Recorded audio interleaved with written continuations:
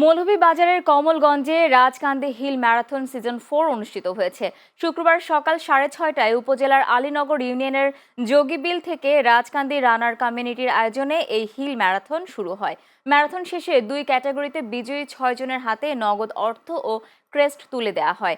পুরস্কার প্রদান অনুষ্ঠানে উপস্থিত ছিলেন event manager Suleman Hasan, race director Mohammad Zakir Hossain, event coordinator Manjurul Alam ও মিডিয়া ম্যানেজার চৌধুরী আসিফ ইবনে জামাল সহ আরও অনেকে।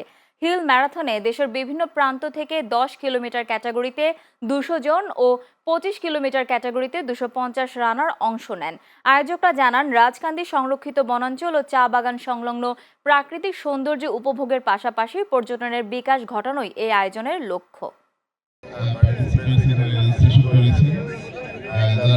বিভিন্ন জায়গা থেকে ডাইভার্সিফাইড কালচার নিয়ে এসেছেন, আপনাদের ফ্রেন্ডশিপ নিয়ে এসেছেন, আপনাদের ইউনিটি নিয়ে এসেছেন।